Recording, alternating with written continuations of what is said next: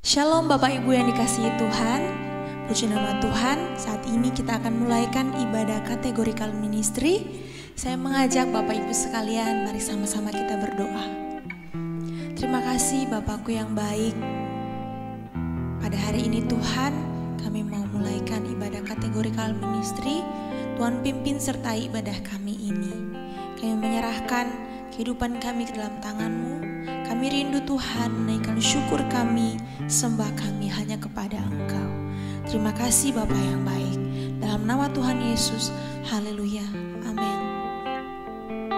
Engkaulah gembala kami yang baik, yang selalu menuntun kehidupan kami. Bapa yang selalu menyertai kami. Terima kasih Tuhan.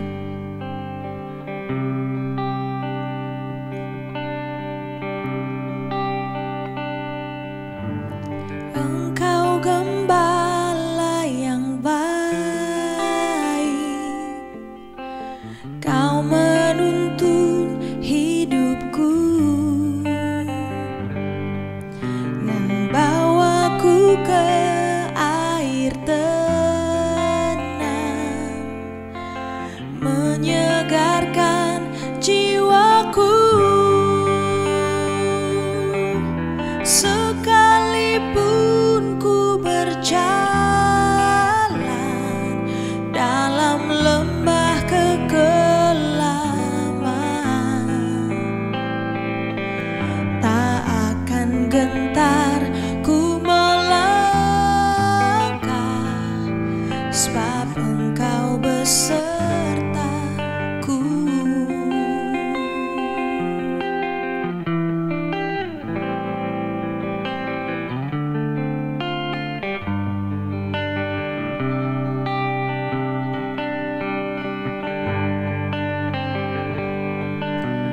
Engkau gembala yang baik, Kau menuntun hidupku, dan bawaku ke air tenang, menyegarkan jiwaku. Sekalipun ku berjalan dalam lembah kekelaman, tak akan gentar ku melangkah, sebab Engkau besertaku.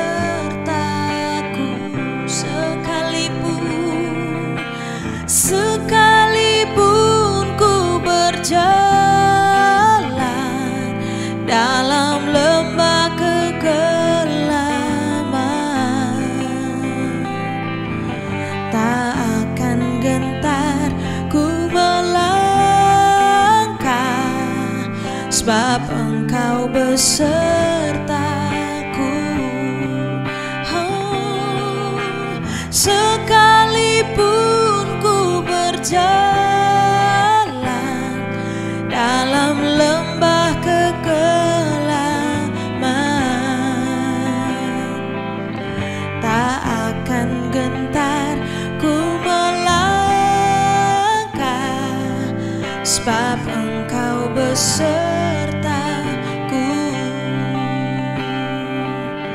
Tak akan gentar ku melangkah, sebab Engkau besertaku. Tak akan gentar ku melangkah, sebab Engkau besertaku. Shalom Bapak Ibu yang dikasihi Tuhan. Kita mau mendengarkan firman Tuhan. Kita berdoa terlebih dahulu. Bapa di surga, terima kasih buat kesempatan yang Tuhan berikan pada kami. Kami mau mendengarkan firman-Mu. Mari siapkan hamba-Mu, siapkan kami semua. Biarlah firman boleh memberkati kami semua. Di dalam nama Tuhan Yesus Kristus, Juru Selamat kami yang baik, kami sambut firman Tuhan. Amin. Firman Tuhan malam ini judulnya adalah Rindu kepada Allah. Rindu kepada Allah. Ayat masnya adalah Mazmur 42 ayat yang kedua. Mazmur 42 ayat 2, demikian bunyi firman Tuhan. Seperti rusa yang merindukan sungai yang berair, demikianlah jiwaku merindukan Engkau ya Allah. Saya ulangi, seperti rusa yang merindukan sungai yang berair, demikianlah jiwaku merindukan Engkau ya Allah. Bapak Ibu yang kasih Tuhan, Mazmur 42 ini ditulis oleh Bani Korah gitu ya, seorang dari keturunan Lewi atau suku Lewi gitu ya, yang pandai bernyanyi ya, yang bertugas untuk penyembahan di kemah suci gitu ya. Mazmur ini kemungkinan besar juga ditulis oleh penulis Mazmur ini ketika bangsa Israel dalam kondisi mengalami pembuangan di Babel atau sekarang Irak begitu ya. Kondisi pembuangan ini sangat berat, jauh dari bait suci di Yerusalem di Israel, sehingga tempat mereka untuk menyembah Tuhan itu tidak ada gitu ya. Dalam situasi yang seperti ini, mengalami penderitaan ini, pemazmur mencurahkan isi hatinya, kerinduannya akan Allah, kerinduannya akan Tuhan. Kalau kita lihat di dalam 2 Tawarik 20 ayat 19, di situ dikisahkan tentang Bani Korah gitu ya. Kemudian orang Lewi dari Bani Kehat dan Bani Korah bangkit berdiri untuk menyanyikan puji-pujian bagi Tuhan Allah Israel dengan suara yang sangat nyaring. Jadi memang Bani Korah ini memang pandai bernyanyi dan tugasnya memang adalah untuk memuji Tuhan gitu ya, dengan suara yang sangat nyaring. Berarti memang suaranya enak ya, suaranya kencang, dan itu dipergunakan untuk ibadah memuji Tuhan. Pemazmur menuliskan bahwa yang pertama, pemazmur mengalami kerinduan akan Tuhan. Saudara dikasih Tuhan, kerinduan yang mendalam dalam jiwa manusia itu adalah sesuatu yang normal. Manusia mengalami kerinduan yang mendalam ya, dalam setiap diri kita, dalam setiap diri manusia pasti akan merasa rindu ya kepada Allah. Pemazmur menggambarkan seperti rusa yang kehausan di padang gurun ya. Jiwa kita, jiwa manusia juga akan mengalami kerinduan, kehausan gitu ya akan kehadiran Allah dalam dirinya. Dalam konteks pembuangan ini, pemazmur merasakan kerinduan sangat mendalam untuk kembali ke bait Allah di Yerusalem, bisa menyembah Allah lagi di bait Allah. Kerinduan ini mewakili semua manusia secara universal, bahwa manusia sebenarnya ingin, rindu ya, memiliki hubungan yang dekat dengan Allah. Setiap kita itu pasti mengalami hal seperti itu ya. Apapun agamanya, pasti manusia ada kerinduan akan sosok Allah dalam dirinya begitu ya, walaupun konsep Allahnya berbeda-beda gitu ya. Alasan kenapa manusia ada kerinduan tentang Allah ini gitu ya, citra diri dari manusia itu, kita tahu manusia itu unik ya, manusia itu diciptakan menurut citra Allah, menurut rupa dan gambar Allah, beda dengan hewan, beda dengan tumbuhan, beda dengan ciptaan yang lain. Cuma manusia tok yang diciptakan menurut gambar dan rupa Allah. Sehingga semua manusia pasti akan mengalami rasa haus akan Sang Pencipta itu gitu ya, rasa haus akan Allah. Manusia merindukan kesempurnaan ya, manusia merasa dirinya nggak sempurna, manusia rindu akan kesempurnaan begitu, dan manusia menyadari bahwa yang sempurna itu adalah hanya pada Allah, Sang Pencipta itu, sumber dari kesempurnaan itu. Manusia merasa dirinya ini memahami tujuan hidupnya itu seperti apa gitu ya, esensi dari tujuan hidupnya itu seperti apa, misalnya tujuan keberadaannya seperti apa begitu, bagaimana ada kekosongan ya, ada banyak hal yang kosong yang tidak bisa dipuaskan dalam diri manusia karena manusia tidak tahu gitu ya, karena keberadaannya yang terbatas itu manusia tidak tahu, dan Allah lah jawabannya gitu ya. Manusia menyimpulkan bahwa Allah lah yang bisa memuaskan semua kekosongan-kekosongan itu dalam hidup manusia gitu ya. Kemudian kalau kita melihat kebutuhan akan kasih dan penerimaan gitu ya, manusia sebagai makhluk sosial membutuhkan kasih, membutuhkan penerimaan atas kepada orang lain, dari orang lain, saling mengasihi begitu ya.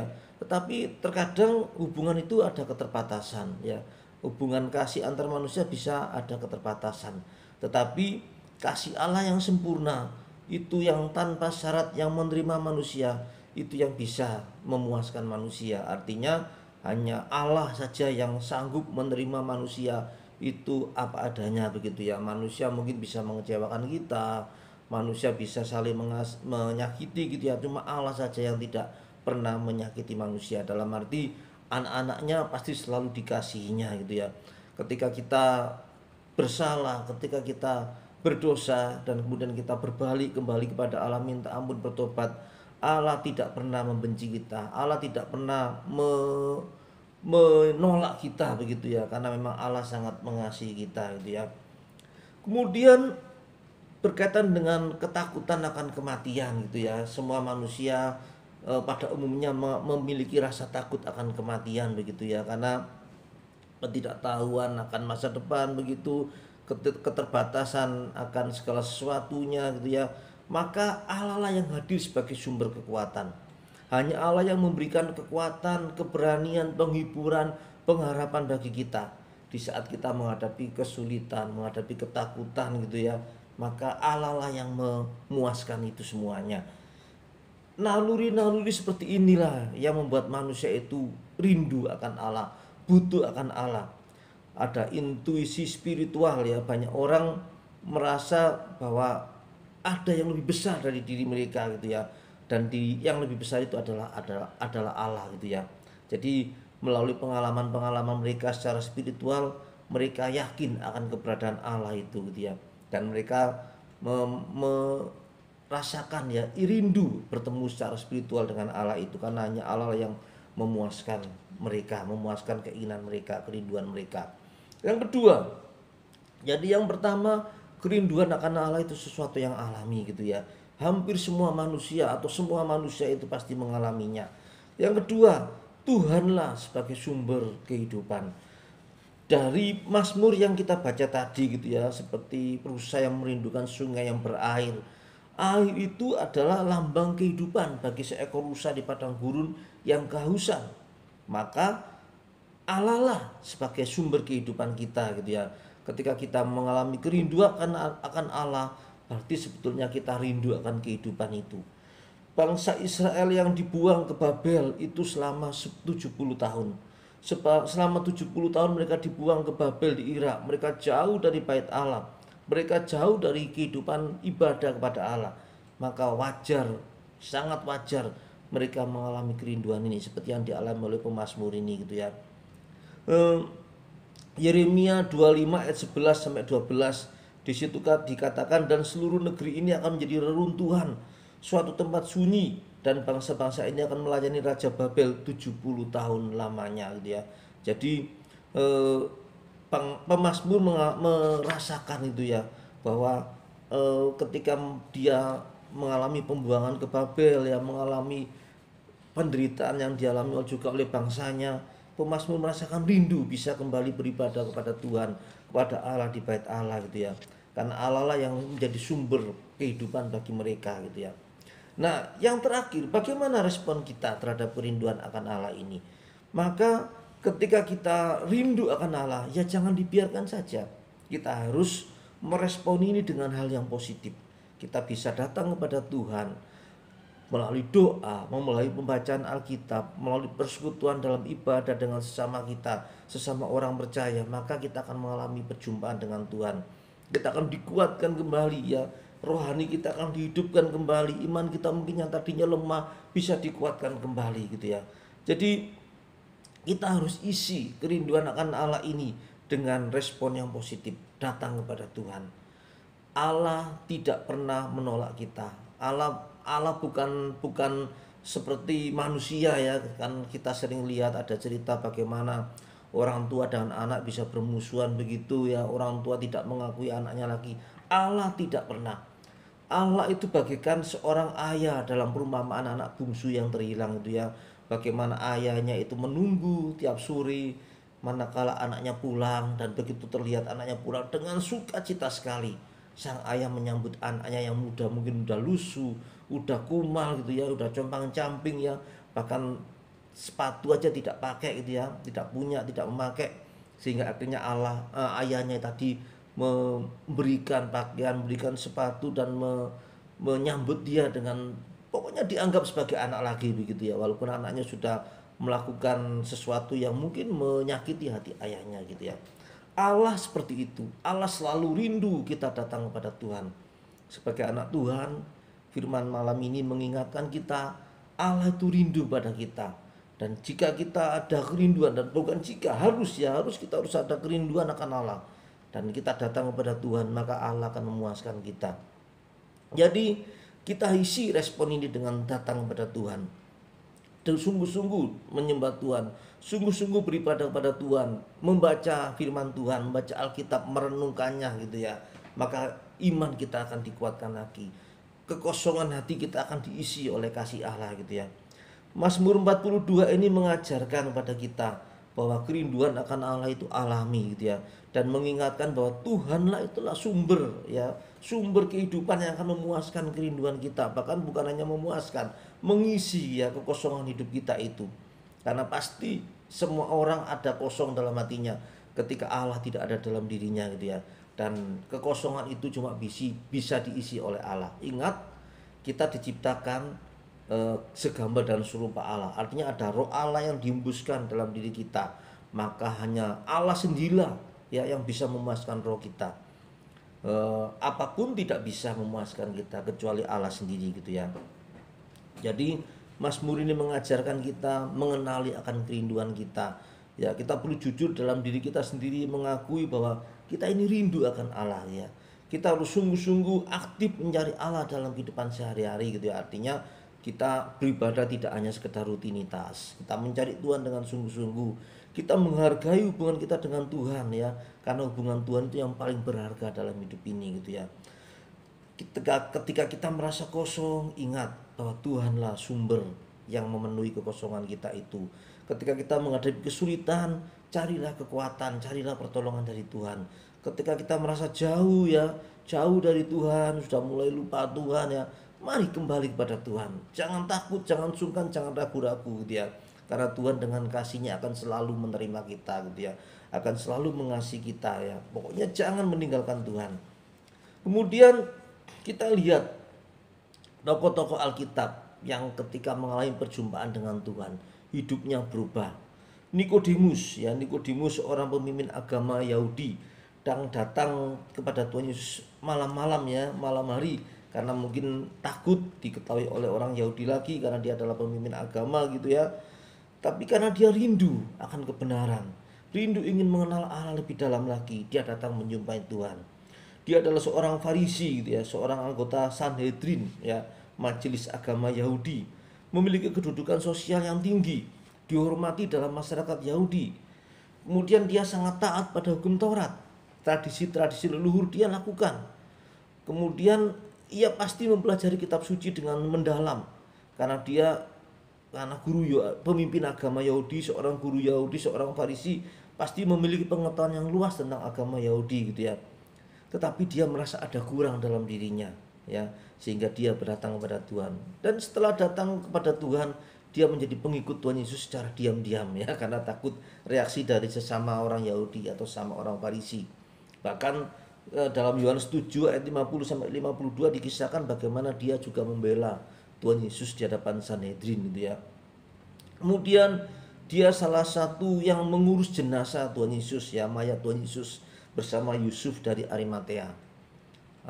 Ada yang menafsirkan juga bahwa Nikodemus adalah salah satu saksi dari kebangkitan Tuhan Yesus juga ya, walaupun itu cuma secara eksplisit ya, tidak secara eksplisit tertulis dalam Alkitab ya, tapi tafsiran mengatakan seperti itu.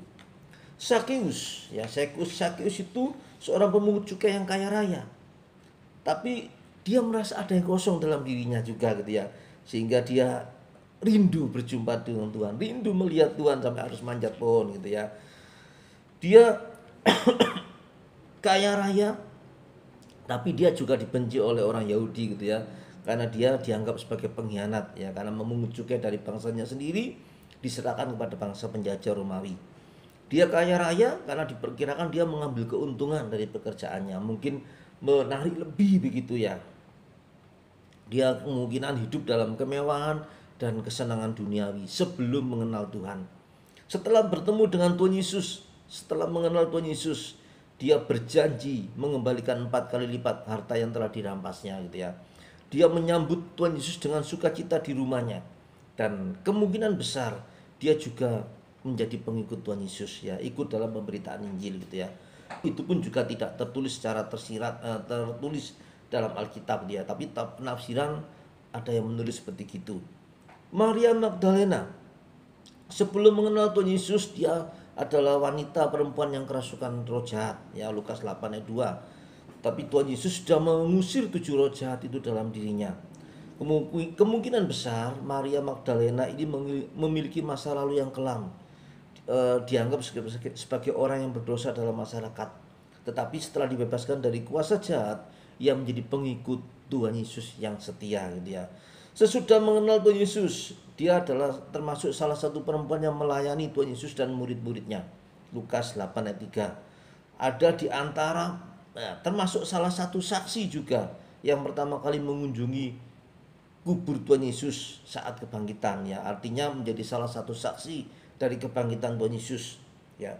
Kemudian dipercaya juga untuk memberitakan kabar baik tentang kebangkitannya kepada para rasul. Nah, luar biasa kan, orang-orang yang sudah mengenal Tuhan, ya, kerinduannya dipuaskan oleh Tuhan dan akhirnya mengalami perubahan hidup yang luar biasa.